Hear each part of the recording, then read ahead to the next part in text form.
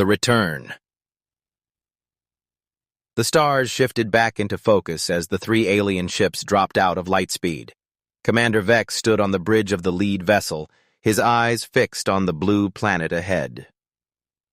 "We have arrived at Earth," announced the navigation officer. Vex nodded slowly. 30,000 years had passed since his people last visited this world. Back then, humans were young. They had just learned to leave their planet. They built small stations in orbit. They dreamed of touching distant stars. "Begin scanning," Vex ordered. The crew worked their stations in silence. Lights blinked across control panels. Data flowed onto screens. But something was wrong. Vex could see it in their faces. "Commander," said Wren, the science officer, "I'm not detecting the human base." "Check again," Vex said. Wren's fingers moved quickly over the controls. "Sir, there's nothing there. The base is gone. All of it." Vex stepped closer to the main display. The image showed Earth rotating peacefully below them. Green continents, blue oceans, white clouds. But no cities. No lights on the dark side of the planet. No satellites in orbit. "This cannot be right," Vex muttered. "Show me where their largest city was located." The screen changed. It displayed a vast forest. Trees covered the land as far as the sensors could reach. Where millions of humans once lived, only nature remained. "What happened to them?" asked Tom, the young pilot. His voice carried a hint of fear. Dr. Cole, the expedition's historian, moved to stand beside Vex. "Perhaps they destroyed themselves. Many young species do." "No," Wren said, studying his screens. "There's no radiation, no signs of war, no pollution at all. The planet is completely clean." Vex frowned. "Too clean?" "Yes, sir. According to our records, Earth had severe pollution problems. Chemical waste in the oceans, toxic air in the cities. That damage should stay it. It'll be visible after 30,000 years, but I'm reading nothing. The planet looks untouched." "Could our records be wrong?" Tom suggested. "Our records are never wrong," Dr. Cole replied. "We documented everything. We left monitoring devices across the planet. We tracked their progress for centuries before we departed." "Speaking of those devices," Wren interrupted, "they're gone too. Every single one." The bridge fell silent. Vex felt a cold sensation crawl up his spine. Something was very wrong here. "Commander, permission to speak freely?" Tom asked. "Granted. What if humans never existed? What if this is the wrong planet?" Vex shook his head. "We followed the exact coordinates. This is Earth. This is humanity's home world. The question is, where are the humans?" "They must have died out," Dr. Cole said. "It's the only logical explanation. Some catastrophe wiped them out.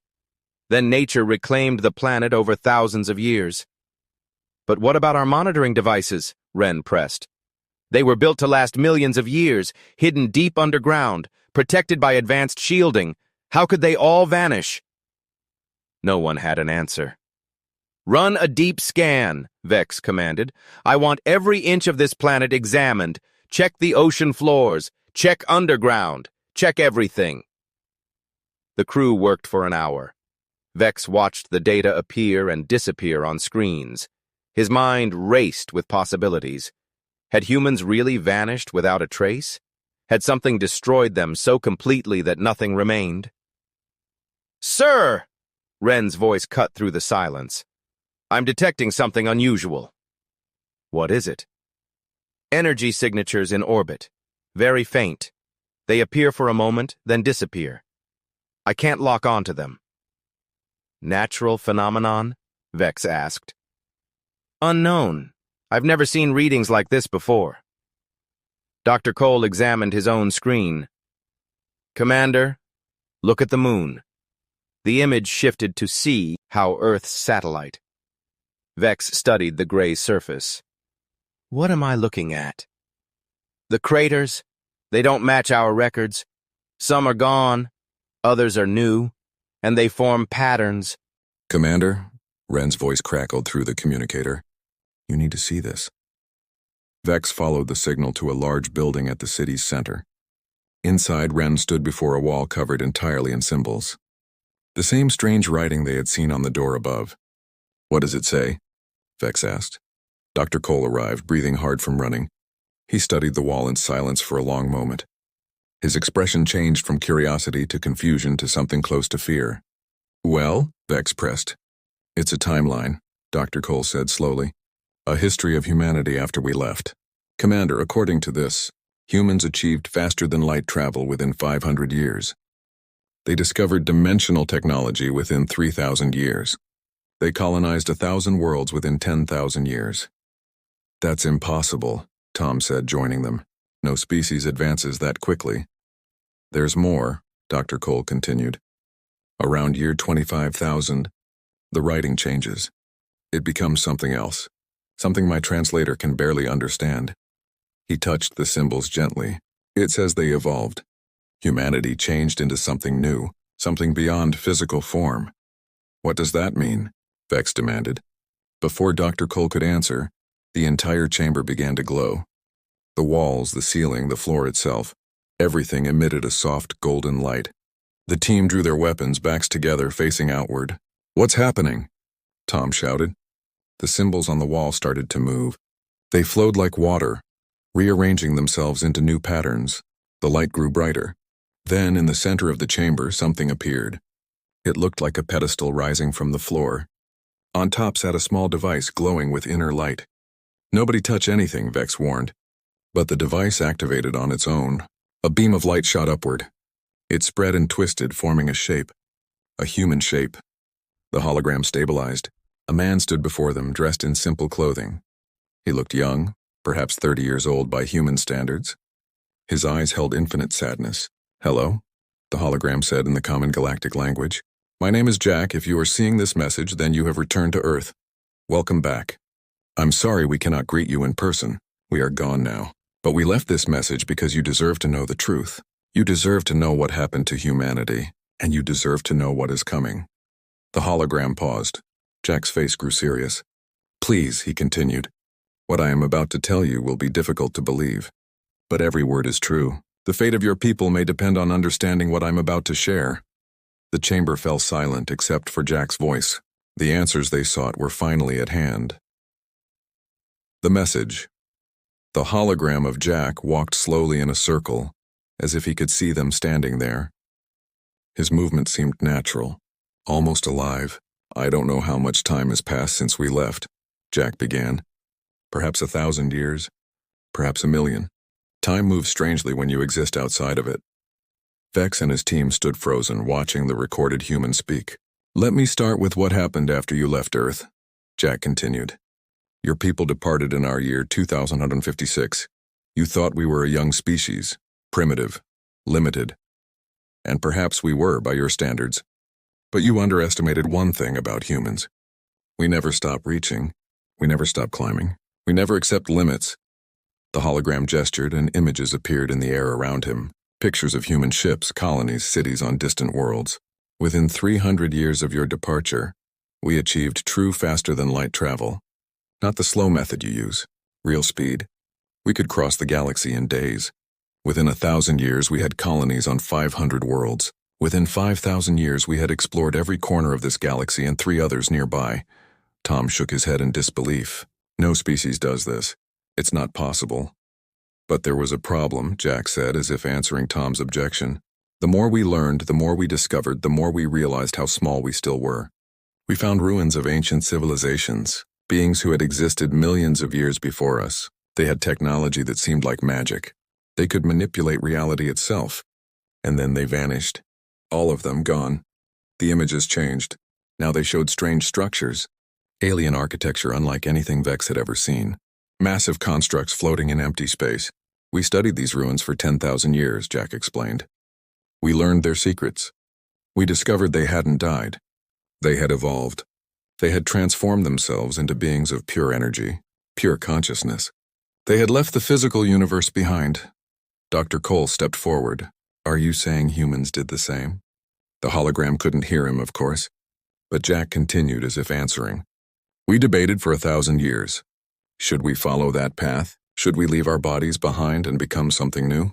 Many said no. They wanted to remain human, to keep our physical form. But others argued that evolution doesn't stop, that staying in one form forever is the same as choosing death. Jack paused. His face showed deep emotion, pain, loss, regret. 25,000 years ago, we made our choice. We would evolve, but we would do it the right way. We would not abandon the physical universe. We would not forget where we came from. We would transform, but we would also protect. We would watch over the younger species, the ones still learning, still growing. Ren recorded everything with his scanner. This is incredible. If this is true, the process took 2,000 years, Jack said. Slowly, carefully, every human being transformed. We became beings of pure energy and thought. We can travel anywhere instantly. We can exist in multiple places at once.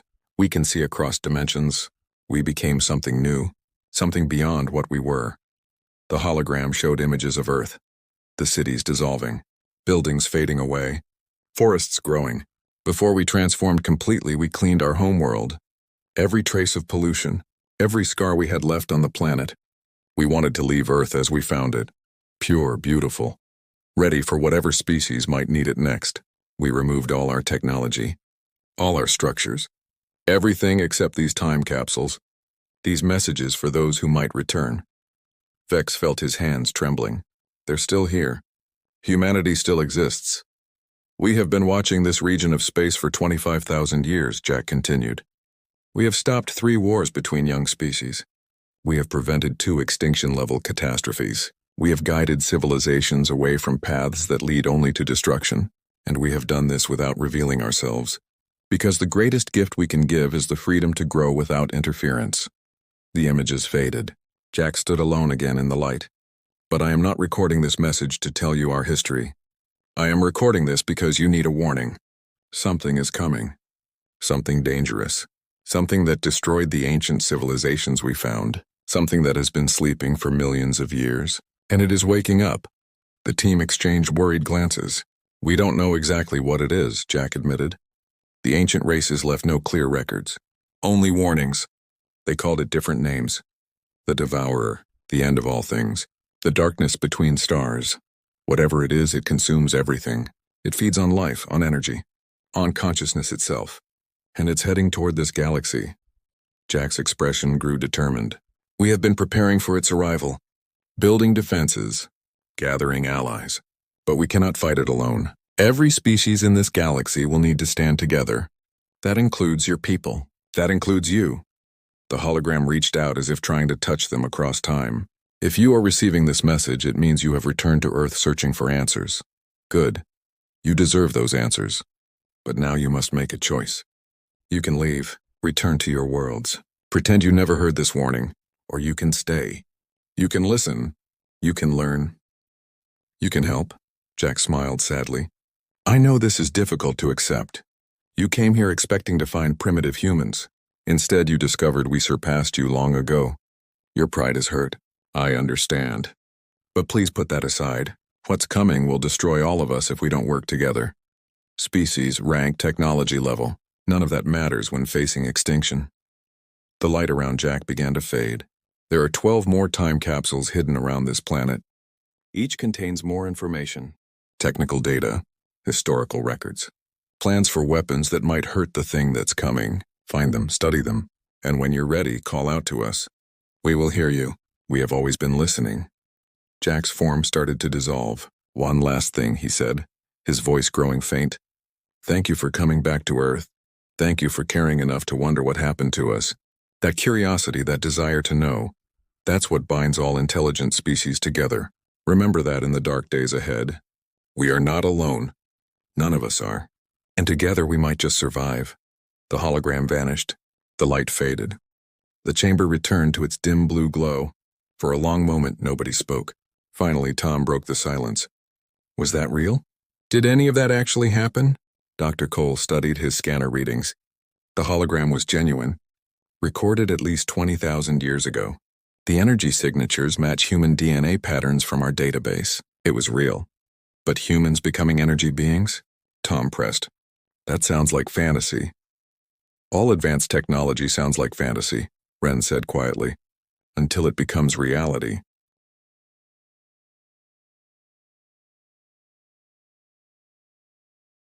Vex looked at the pedestal where the hologram had appeared. His mind raced with questions, with doubts, with fears. Commander, Ren said carefully. What do we do? Vex took a deep breath. He had come to Earth expecting to find ruins, maybe some answers about a dead civilization. Instead, he had discovered that humanity had evolved beyond anything his people had achieved. And he had learned that something terrible was approaching, something that required every species to unite. The choice Jack mentioned was now his to make. Leave or stay, run or fight, ignore the warning or accept it. We find the other time capsules, Vex said firmly. All 12 of them. We gather the information. We learn everything we can. And then? Tom asked. Vex looked at his team. 4 faces watching him, waiting for orders, trusting his judgment. Then we call out to them, Vex said. We reach out to humanity, and we offer our help. The hidden truth, the team spent 3 days searching for the remaining time capsules. They found them scattered across the planet. One under the ocean floor, another buried in ice at the North Pole, a third hidden inside a mountain range. Each capsule contained more information, more warnings, more proof that humanity had evolved far beyond what any species thought possible. On the 4th day, they gathered back at the underground city. The ship's main computer worked for hours translating and organizing all the data they had collected.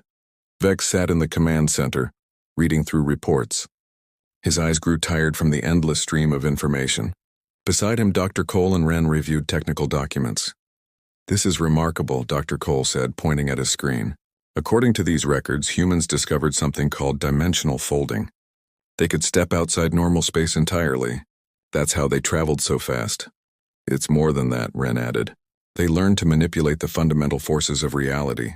Gravity, time, energy. They could reshape matter with thought alone. Tom entered the room carrying food supplies. I still don't understand how they did all this so quickly. Our people have existed for 50,000 years. We haven't achieved half of what humans did in 30,000. Different approach, Dr. Cole explained. We focused on stability, on slow, careful progress. Humans focused on speed, on pushing boundaries. Both paths have value.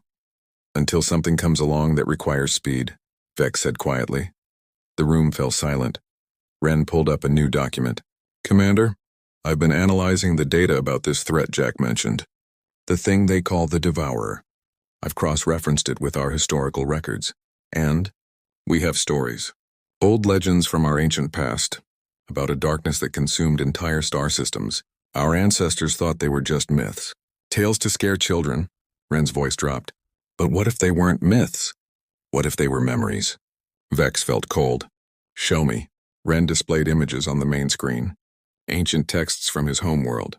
Stories passed down for generations. They spoke of a time of darkness, when stars went out one by one, when entire civilizations vanished overnight. According to our oldest records, this happened 60 million years ago. Ren continued. Then the darkness left. It moved on to another part of the universe. Our ancestors thought they had defeated it. But maybe it just moved on to find more food. And now it's coming back, Tom whispered.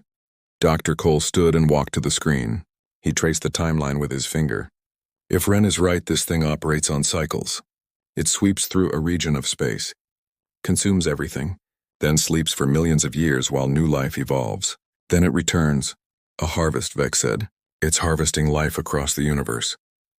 But humans discovered it was coming, Ren said. The ancient civilizations they found, the ones who evolved into energy beings, they left warnings. Records. They knew about the Devourer. That's why they evolved. To escape it. Tom leaned against the wall. So humanity evolved to run away? To hide from this thing? No, a new voice said. The team spun around. Standing in the doorway was a figure made of pure light. It held a human shape but glowed with golden energy. The air around it hummed with power. Don't be afraid, the figure said gently. My name is Maya. I was human once. Now I am something else. But I remember who I was. I remember what it meant to be physical, to be limited, to be afraid. Vex reached for his weapon but stopped. The being radiated no hostility, only calm, only peace. You're one of them, Dr. Cole breathed. A transformed human. Yes, Maya confirmed. We heard you calling. Well, not calling exactly, but searching, learning, trying to understand. That was enough. We've been watching you since you arrived. Watching? Tom moved protectively toward Vex. Why didn't you reveal yourselves? Would you have believed us? Maya asked. If we had appeared immediately and said hello, we're the evolved humans and we need your help, would you have accepted that? Or would you have fled in fear? Vex lowered his weapon. You're right. We needed to discover the truth ourselves. Maya moved into the room. She didn't walk exactly. She floated, drifted, as if gravity was merely a suggestion she could ignore. Your friend Tom asked if we evolved to run away, Maya said. The answer is no. We evolved to fight. The ancient civilizations you read about, they did run. They left the physical universe behind. They hid in higher dimensions where the devourer couldn't reach them. But humanity decided to take a different path. Why? Ran asked. Because running means abandoning everything, Maya explained. Every physical species, every world, every beautiful thing in this universe. The ancient ones saved themselves but left countless others to die. We couldn't accept that. We wouldn't accept that. Maya's form pulsed with light as she spoke. Vex could feel the emotion behind her words. The determination. The fierce love for life itself, so we evolved, yes. But we stayed. We remained connected to this reality. We gave up our physical forms but not our purpose. For 25,000 years we have prepared. We have studied the devourer. We have learned its weaknesses. And we have built weapons that might actually hurt it. Might? Dr. Cole caught the word. You're not certain? Nothing is certain when facing something this ancient and powerful, Maya admitted. But we have advantages the old civilizations didn't have. We understand dimensional technology better. We can manipulate energy more efficiently. And most importantly, we're not running. We're standing our ground. Tom stepped forward. Jack's message said you needed help. What can we possibly do? We're just physical beings. Limited, slow. How can we fight something that destroys galaxies? Maya turned to face him fully. You underestimate yourselves. Physical beings have something we lost when we evolved. You can manipulate matter directly. You can build machines. You can create structures in normal space. We exist partially outside reality now.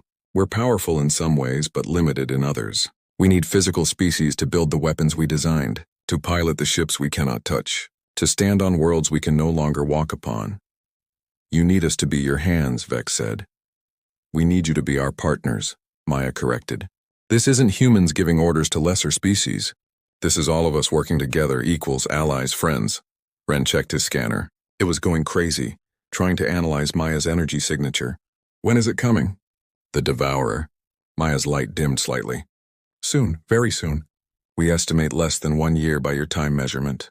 It has already consumed everything in the neighboring galaxy cluster. Now it's moving toward us. 1 year. The words hit Vex like a physical blow. 1 year to prepare for something that had destroyed countless civilizations across billions of years. That's not enough time, Tom said. We'd need to contact every species in the galaxy. Convince them of the threat. Build whatever weapons you've designed. 1 year isn't enough. You're right, Maya agreed. It's not enough, but it's what we have. And if we start now, if we work together, if we put aside pride and fear and old grudges, we might have a chance. A small one, but a chance. Vex looked at his team. Tom looked terrified. Ren appeared fascinated despite his fear. Dr. Cole seemed almost excited by the challenge. What do you need us to do? Vex asked. Maya smiled. At least her light pulsed in a way that seemed like a smile. First, we need you to return to your home world. Tell your leaders what you've learned. Show them the evidence. Convince them this is real. They won't believe us, Tom said. Evolved humans? A galaxy-eating monster? It sounds insane. We'll come with you, Maya said. Not physically, of course. But we can project ourselves. Show ourselves. Prove we exist. That should help convince them. And after that? Vex asked. After that, we begin building. We have designs for weapons that use dimensional energy, shields that can push back against the devourer's hunger, ships that can survive in the space it infects. But we need your factories, your resources, your people working alongside ours. Maya moved to the center of the room. She raised her hands and suddenly the air filled with holograms, blueprints, technical specifications, images of massive constructs floating in space. This is the array, Maya explained. A network of dimensional anchors spread across the galaxy. If we can build it in time, it will create a barrier, not strong enough to stop the devourer completely, but strong enough to slow it down, to give us time to hurt it, maybe even drive it away. And if we fail? Dr. Cole asked quietly.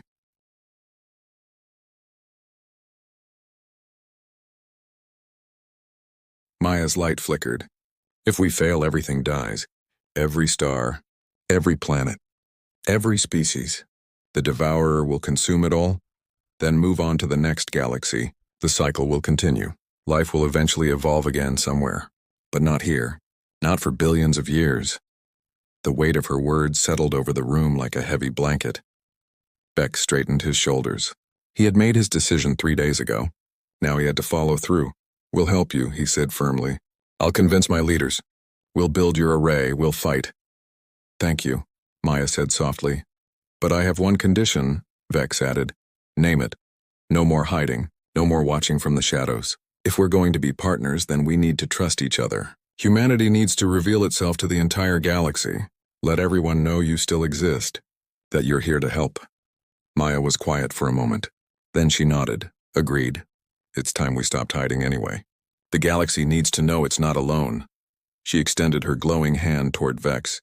He hesitated only a second, then reached out and touched it. The sensation was strange, warm, electric, like touching lightning and starlight at the same time. The work begins now, Maya said. We have 1 year to save everything. Let's not waste a single moment. The journey back to Vex's homeworld took 3 days. Maya traveled with them. Her energy form contained within a special chamber the humans had helped them build. Through the ship's windows they could see her light pulsing gently, like a second sun. I still can't believe this is happening, Tom said, piloting the ship through space. A week ago we were just investigating an old planet. Now we're trying to save the galaxy. Life changes quickly, Ren observed from his station. The question is whether we can change quickly enough. Vex stood on the bridge staring at the approaching planet ahead. His home, green and blue, covered in cities and oceans. Billions of his people lived there unaware of what was coming, unaware that their entire existence hung by a thread. Commander, Dr. Cole said quietly. Have you decided what you'll tell the council? The truth, Vex replied. Everything we learned. Everything we saw. They won't want to believe it, Dr. Cole warned. Admitting that humans surpassed us, that we need their help, it will hurt our pride as a species. Pride won't matter when we're all dead, Vex said flatly. The ship entered orbit. Communications came through immediately. Commander Vex, this is Central Control. Welcome home. Please report to Council Chambers immediately upon landing. Acknowledged, Vex responded. They landed at the main spaceport. Crowds had gathered. News of their return from Earth had spread quickly.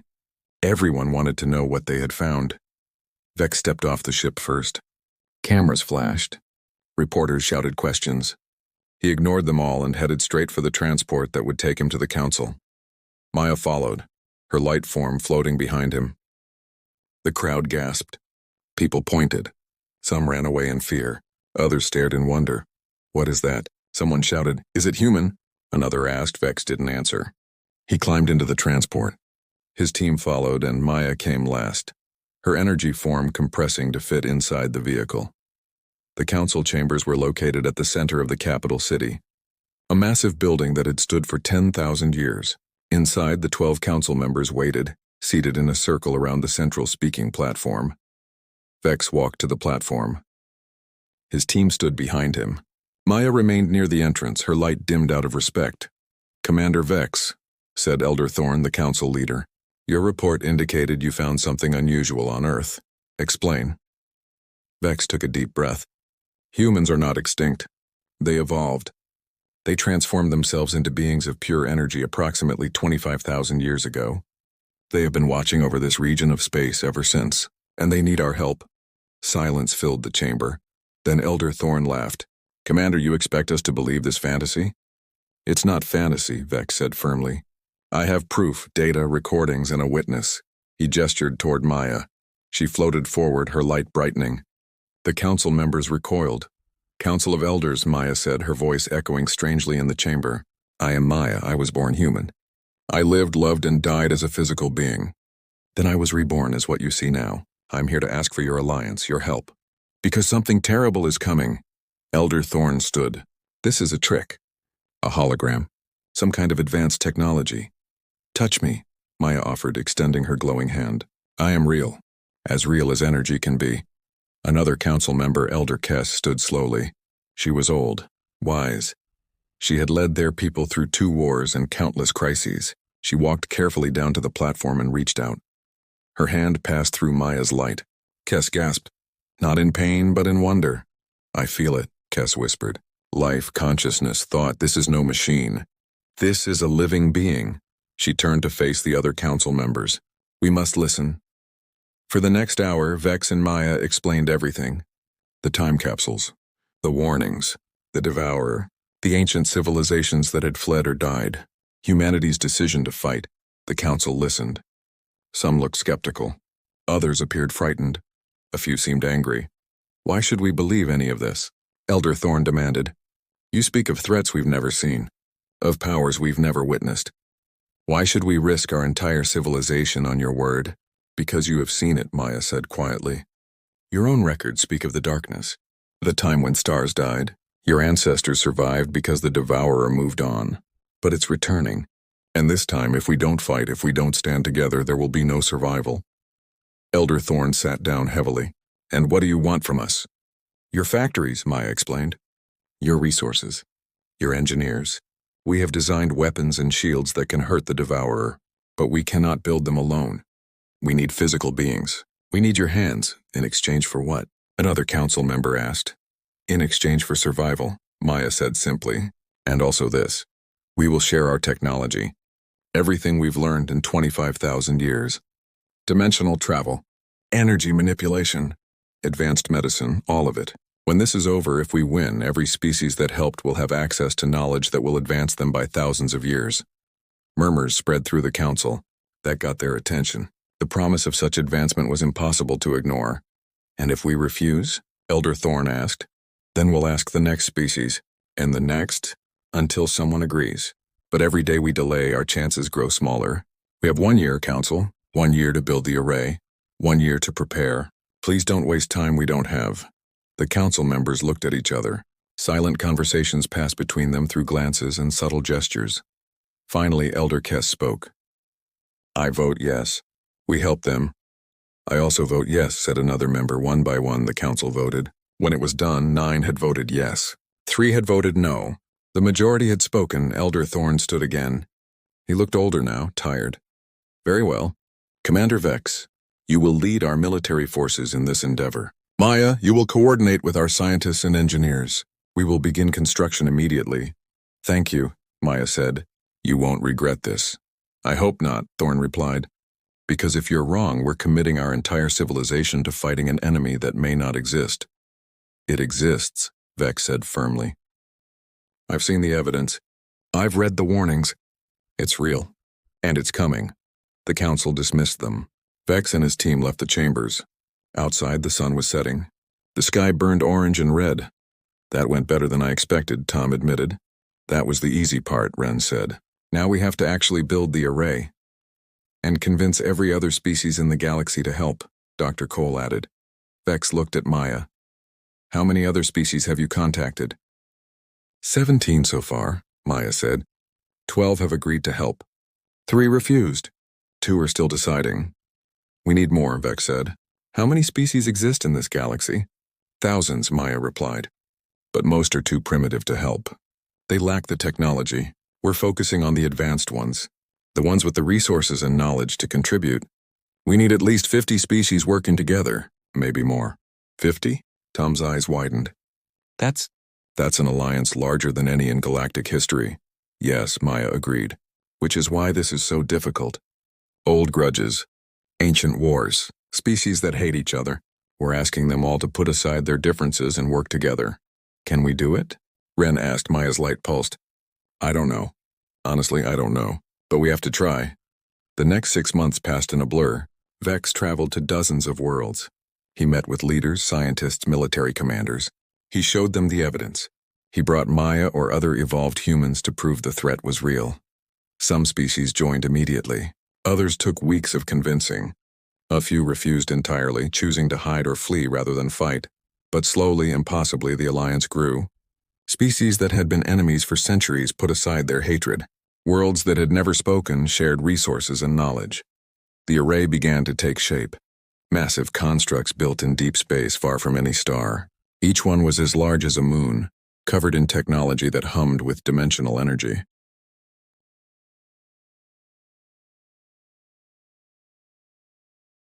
Vex stood on the bridge of his ship, watching construction crews work on the nearest array section. Thousands of ships from dozens of species moved in perfect coordination. It was beautiful. It was terrifying. It was their only hope. "Commander," Ren called from his station. "Maya is requesting to speak with you." "Put her through." Maya's light form appeared on the communication screen. She looked worried. Well, her light pulsed in patterns that Vex had learned meant worry. "What's wrong?" he asked. "We're out of time," Maya said. "The Devourer is moving faster than we predicted. It will arrive in 3 months, maybe less." Vex felt his blood run cold. 3 months? But the array isn't ready. We've only completed 40% of it. "I know," Maya said, "but that's what we have. We need to accelerate construction. Work day and night. Push every factory to maximum output. It's going to be close, Vex, very close. Can a partial array work? Maybe, if we're lucky. If we place the completed sections strategically. But it won't be as strong as we hoped. The barrier will have gaps. The Devourer will be able to push through in places. Then we'll plug those gaps ourselves," Vex said. "With ships. With weapons. With whatever it takes," Maya smiled. That pulse of light he recognized now. "That's the spirit. Get some rest, Commander. The real work is about to begin." The communication ended. Vex stood alone on the bridge, staring out at the half-built array. Behind him, Tom, Ren, and Dr. Cole watched silently. "We're really doing this," Tom said quietly. "We're really going to fight." "Yes," Vex confirmed. "We are. Do you think we can win?" Dr. Cole asked. Vex thought about that question. He thought about everything they'd learned. Everything they'd built. All the species working together for the first time in history. "I think we have a chance," he said finally. "And sometimes a chance is all you need." He turned to face his crew. His friends. The people who had been with him since the beginning of this impossible journey. "Get some rest," he ordered. "In 3 months we face the Devourer. And when that day comes, we're going to show it something it's never seen before. We're going to show it what happens when an entire galaxy stands together." Outside the window, the array continued to grow, piece by piece, section by section, a monument to cooperation, a weapon of hope. And somewhere beyond the edge of space, something ancient and terrible drew closer. The final battle was coming, but this time, the galaxy would be ready. The end.